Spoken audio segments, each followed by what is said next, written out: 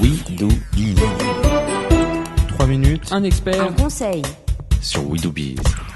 3 minutes, un conseil, un expert, c'est tout de suite sur We Do Biz avec Anne Brunet-Mbappé, auteure de L'Insolite, moteur d'innovation, être hors tendance pour être fort, dit le sous-titre, et tout ça aux éditions Duno. Vous êtes donc avec nous pour votre chronique, on va parler innovation. Alors c'est vrai qu'on dit toujours à nos auditeurs, entrepreneurs, qu'il faut être innovant, et c'est vrai que souvent on leur conseille d'aller chercher les tendances de demain, ou encore de trouver l'innovation technologique du futur, et pourtant il y a d'autres méthodes qui fonctionnent, et notamment l'insolite, je crois.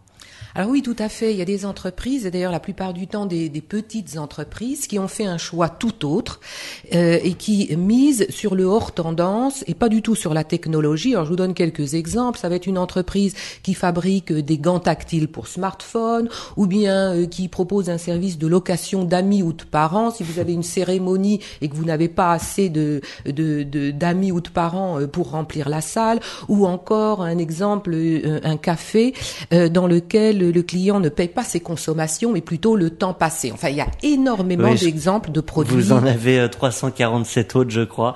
Un mot, alors justement, ce type de produit extrêmement insolite, bon, certains, on voit bien le business model qu'il y a derrière, et pourtant, pour d'autres, on se pose la question, est-ce que ça marche? Alors, est-ce que ça marche, Anne Brunet-Mbappé? Oui, ça marche. Alors, certains peuvent paraître anecdotiques, et il n'en est rien. Alors d'abord, ça marche pourquoi? Parce que ce sont des produits hors tendance, et donc, ils sont absolument pas sujet aux aléas de la conjoncture et beaucoup moins dépendant des effets de nouveauté.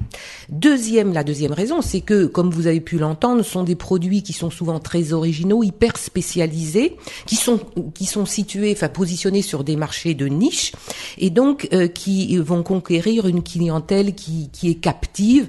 Et à travers cette hyper spécialisation, sont des produits qui donnent aussi une image d'expertise à l'entreprise qui les commercialise.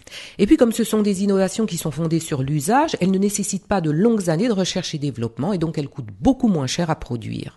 Alors, une question pour tous les entrepreneurs qui nous écoutent et qui se demandent comment amener de l'original, comment amener de l'insolite pour innover dans leurs entreprises. Est-ce que vous auriez un conseil? Oui, l'entrepreneur peut jouer sur plusieurs dimensions. Moi, j'en vois 5. On peut jouer sur la praticité, on peut jouer sur l'émotionnel, chercher des produits qui vont procurer du plaisir, donc jouer sur cette dimension qu'on appelle souvent hédoniste, et puis aussi jouer sur l'expérimentation. Il y a beaucoup de produits insolites qui utilisent le fait que les clients aiment tenter quelque chose, expérimenter quelque chose de nouveau. Et là, il y a matière à produire beaucoup de produits originaux. Et il y aurait matière à réaliser de nombreuses chroniques autour de l'insolite avec vous, Anne Brunet-Mbappé. Je le rappelle, auteur de l'Insolite, moteur d'innovation aux éditions Duno. On avait le plaisir de vous avoir avec nous sur We Do Biz.